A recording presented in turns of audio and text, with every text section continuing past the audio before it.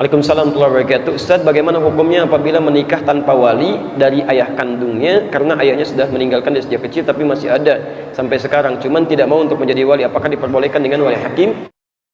Tapi boleh, iya. Dan fungsinya bukan cuma saat menikahkan, tapi sampai memberikan solusi kalau ada persoalan di rumah tangga.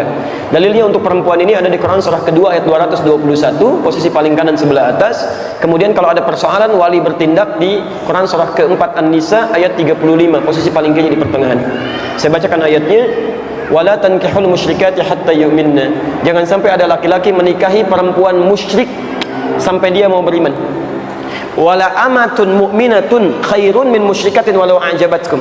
Lebih baik Anda menikahi seorang perempuan muslimah yang wajahnya biasa-biasa tapi beriman dibandingkan perempuan cantik yang memukau tapi musyrik. Antum pilih mana? Menikah dengan perempuan musyrik tapi cantik atau perempuan beriman tapi wajahnya biasa saja? Pilih mana? Tapi baik yang cantik beriman gitu kan? Kalau pilihan seperti tadi. Tapi kalau pilihan seperti Quran sampaikan, nggak ada pilihan kecuali yang beriman. Nah, cuma persoalannya kalau perempuan dia nggak bisa milih. Maksud nggak bisa milih ini, dia nggak bisa menikah dengan sendirinya. Mesti ada yang menikahkan supaya bisa melindungi dia dalam kehidupannya. Ya, karena sifat perempuan kadang-kadang butuh perlindungan yang lebih dibandingkan dengan laki-laki. Baik teman-teman, maka kalimatnya berubah. Wala tunkihul musyrikin hatta yu'minu. Jangan pernah nikahkan anak perempuan Anda dengan laki-laki musyrik sampai dia mau beriman. Jangan pernah nikahkan. Dari redaksi ini kata para ulama disepakati bahwa harus ada fungsi wali bagi perempuan ketika dia mau menikah. Siapa wali ini? Adalah kerabat terdekat. Pertama dari ayahandanya yang mengandung, yang menjadi wali atau wali rahimnya, ya, ayah biologisnya. Kalau masih ada, ya, atau masih ada, dia punya kesanggupan.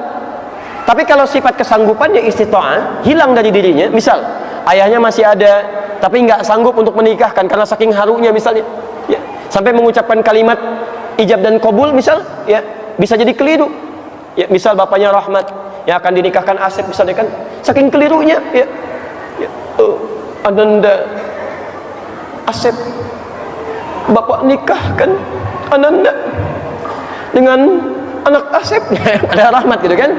Siti anaknya Rahmat, keluar lagi saking harunya misalnya bisa keliru atau tidak baik dalam ungkapannya, maka dia boleh mewakilkan kepada wali yang lainnya. Siapa wali yang lainnya? Bisa kerabat terdekat yang lain, bisa paman, bisa kakak laki-laki yang kandung, atau wali hakim yang bisa dijadikan sebagai bagian dari, ya, pembantu untuk bisa menikahkannya. Bisa misalnya mohon maaf, ya, guru daripada ayah, ya, bisa misalnya mohon maaf dari wali hakim petugas tertentu, itu sah, boleh dilakukan, ya. Nah, ini kasusnya yang seperti ini, itu boleh. Jadi kalau sifatnya sudah masuk kepada waktu pernikahannya, kemudian ayahnya merasa tidak mau, ada tanggung jawab dari sejak kecilnya, sudah meninggalkannya, dan ayahnya berdosa dengan itu sepanjang dia tidak mau bertobat kepada Allah Subhanahu wa taala. Saya berdoa kepada Allah supaya ayahnya dilembutkan hatinya, mau kembali kepada ketentuan Allah dan bisa merajut kebaikan-kebaikan dalam keluarga yang tadi. Jadi hukumnya boleh, silahkan ambil wali yang lain sebagai wali hakim, dan dia tolong pilih wali hakim yang baik yang bisa memberikan dukungan-dukungan dan saran-saran kebaikan dalam hidup, ya. Teman-teman yang ikhwan, mohon ingat kata-kata ini, ya. Wali itu tugasnya bukan hanya menikahkan, tapi menjadi tempat untuk berkonsultasi ketika ada persoalan rumah tangga didapati. Bahkan ketika ada suasana yang luar biasa kerasnya sampai dimungkinkan terjadi perceraian, maka wali ini yang dijadikan rujukan untuk konsultasi. Ya, lihat, wa in khiftum shiqaqa bainihima fab'athu hakaman min ahli wa hakaman min ahliha. Jika Anda dikhawatirkan sifat di rumah tangga yang berat situasinya sampai terjadi perpecahan luar biasa, maka utuslah seorang wali yang dipercaya dari keluarga laki-laki atau perempuannya. Jadi intinya boleh itu dilakukan, dan silahkan berlangsung pernikahan, dan semoga Allah memberikan rahmat dan keberkahan dalam pernikahannya. Menikah itu harus dengan wali. Dalam mazhab kita Imam Syafi'i, Maliki, Hambali, itu harus dengan wali. La nikah illa biwaliyin, enggak akan nikah dianggap enggak sah tanpa ada wali. Bapaknya hilang, bapak calon istriku hilang, dia sebatang kara, enggak punya sanak kerabat dan saudara, bawa ke mahkamah, ke KUA, yang jadi wali nanti adalah ketua KUA, orang KUA, walinya hakim, harus ada wali dong. Kalau ternyata Anda hidupnya di tengah hutan belantara, enggak ada siapa-siapa, pakai tahkim, ada, harus ada wali. Nggak boleh tidak. Cuman wali itu ada wali yang sesungguhnya, ada wali hakim, ada yang ketiga tahkim. Tahkim adalah kesepakatan dua mempelai untuk mengangkat seorang yang bijak mengerti hukum untuk menikahkan keduanya. Itu adalah tahkim. Nggak boleh langsung saja menikah tanpa wali. Nanti repot lagi digabungin dengan madhab Hanafi tanpa madhab Maliki, tanpa wali, tanpa saksi. Berdua tok nikah, zina nanti maksudnya. Nggak boleh kita ngentengin begitu. Wali itu mudah. Kalau bapaknya jauh bisa saja kok nanti mewakilkan. Wakil ke mudah dalam bab taukil bisa saja baipun. Biarpun ada khilaf dalam hal ini, bisa saja orangnya adalah orangnya ada di mana, di Afrika sana, bapaknya. Ya sudah wakilkan, selesai. Mudah. Kalau memang tidak ada, karena asalkan walinya lebih dari 2 marhalah, 82 kilo, bisa saja langsung hakim yang berperan sebagai wali. Misalnya bapaknya ada di Surabaya, pengen nikahnya di Cirebon, maka bisa langsung hakim. Tapi kalau masih ada bapaknya, hendaknya dan harus dikasih tahu orang tuanya. Jangan menikah begitu saja. Jadi kalau masalah menghalalkan pernikahan itu mudah aturan fikihnya. Tapi dalam pernikahan kan perlu juga restu orang tua. Makanya kalau ustadz fikih nggak punya ketawaduan, nggak punya tasawuf, nggak punya khusyuk akhlak, kalau ada orang pengen nikah langsung aja, kamu di Surabaya, sini. Jadi hakimnya langsung menikahkan, bapaknya ditinggal. Dalam fikihnya sah, asalkan anak itu perempuannya lebih dari 84 kilo, jauh dari orang tuanya, boleh hakim menikahkan langsung. Tapi kan kurang ajar sama bapaknya. Jadi makanya kalau menghalalkan pernikahan begitu mudahnya. Tapi kan nikah bukan urusan halal-halal saja, tapi ada keberkahan di dalamnya, ridho orang tua di dalamnya, ridho guru di dalamnya, keindahan antara keluarga dengan keluarga di dalamnya. Bukan seperti orang yang melakukan kehinaan zina satu orang sendiri selesai. Nggak harus ada di sini kemuliaan yang dibangun. Allahu a'lam.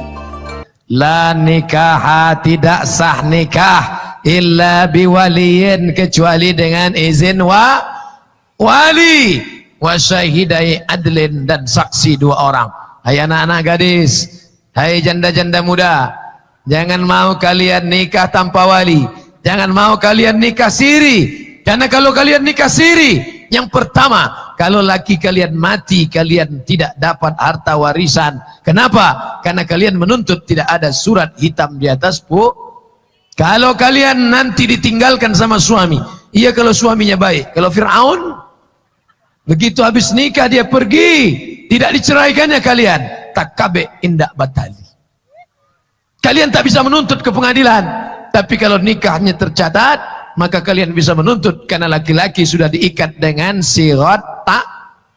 Kalau istri saya tinggalkan 3 bulan lamanya, tidak membayar nafkah lahir dan batin, lalu dia datang ke pengadilan agama, hakim menjatuhkan talak 1 kepadanya dengan membayar iwat 10.000. Tapi kalau kalian nikah siri tak pakai wali, maka itu tidak akan terjadi.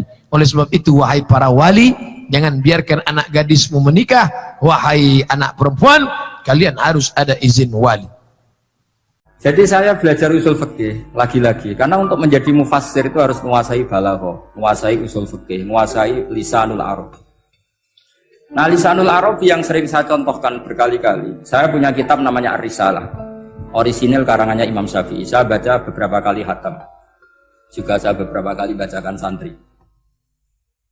Itu kalau memaknai Quran secara lisanul arab itu gampang sekali. Gampang sekali.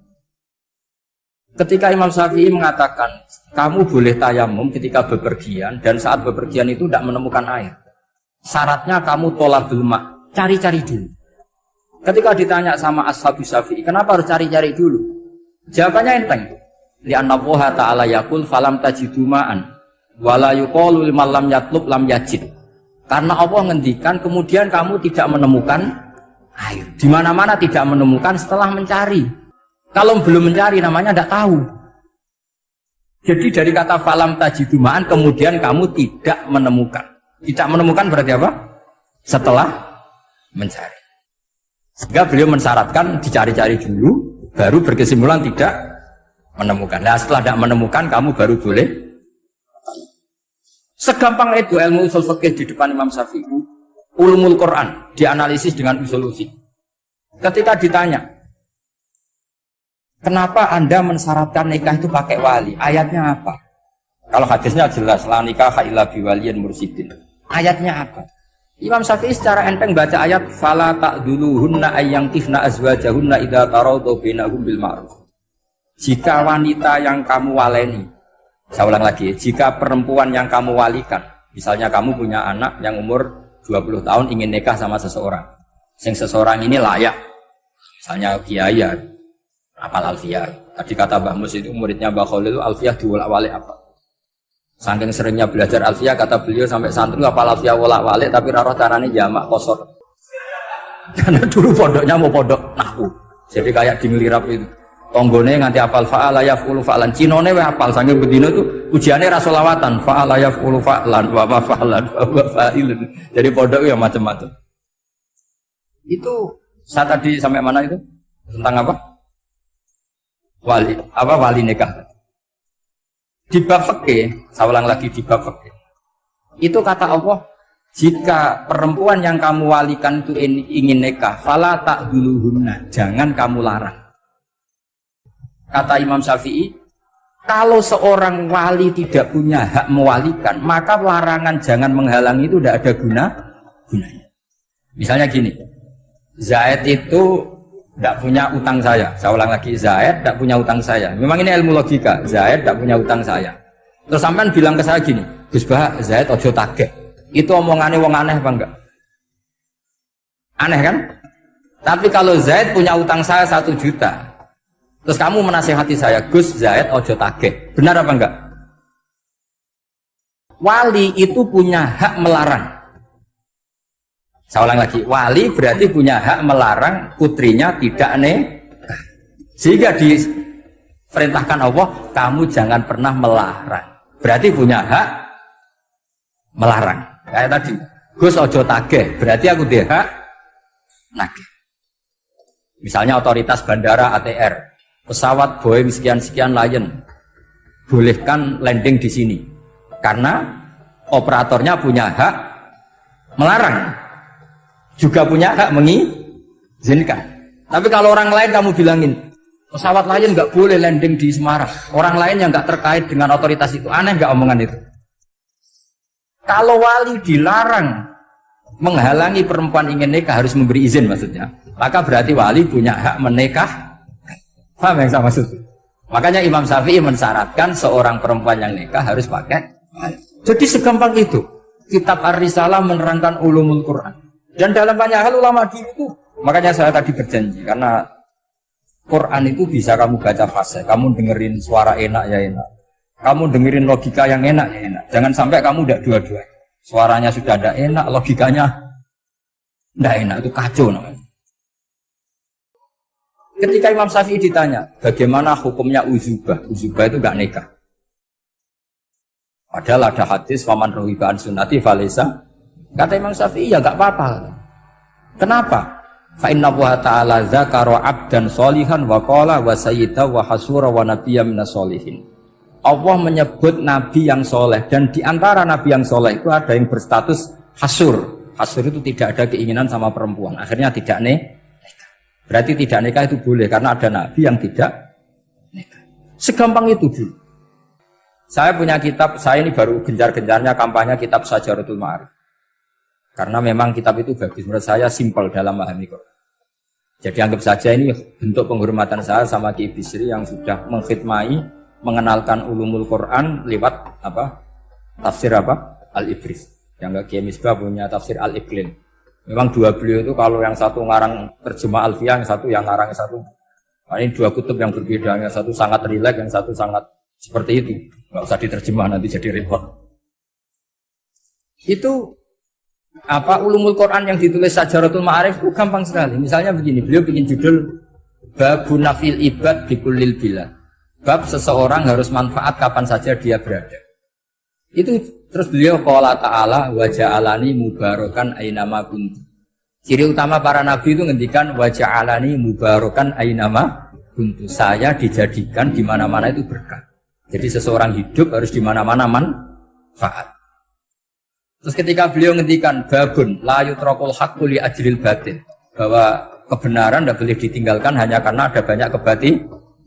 Beliau terus ngendikan inna sofal marwata min sya'airillah faman hajjal baita wa atamara fala junaha alai ajat tawafa bihim.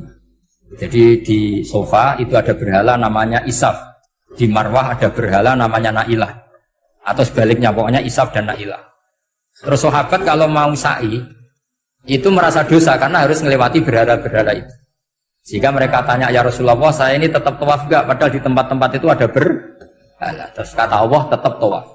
Nah, tetap tawaf ini artinya apa? Melakukan barang hak meskipun di situ banyak kebatilan. Itu manhajnya para orang-orang alim kita. Mbah Mus itu ya berkawan sama orang yang macam-macam. Kamu tidak usah ngeritik. Itu fikihnya sudah kelas tinggi. Fikihnya tuh la yutrakul haqqu li ajlil. Saya di mana-mana cerita. Saya punya kitab namanya Khilyatul Auliya wa Tabaqatul Asfiya. Itu syarat kamu kalau daftar wali harus punya kitab.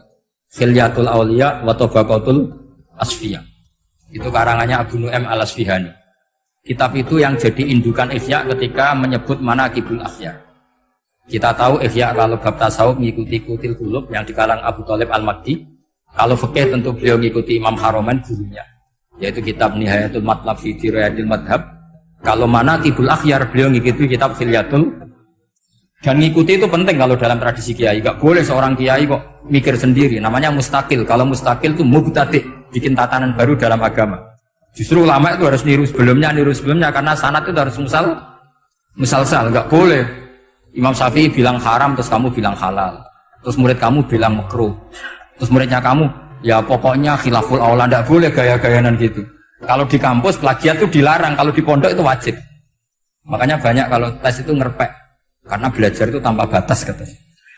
Lu kok ngerpek? Mboten ya, jadi belajar kapan saja. Jadi mboten ngerpek, mutolaah pas tes. Audio